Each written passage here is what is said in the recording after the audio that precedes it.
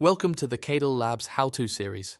In today's tutorial, we will explore how to create functions in Databricks. Functions allow you to encapsulate reusable logic for calculations and queries, making your workflows more efficient. We will cover scalar functions, table-valued functions, and their usage in both SQL and Python. Let's get started. To begin, we display the employee dataset table stored under example.sample_ds to verify its contents.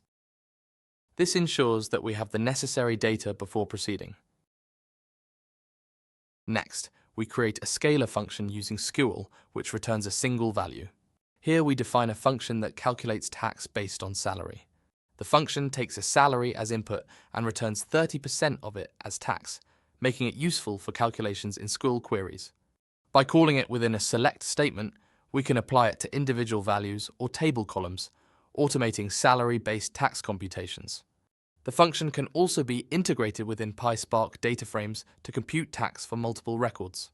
With this, we can apply the tax function seamlessly to an existing data frame, enabling batch processing of salary tax calculations.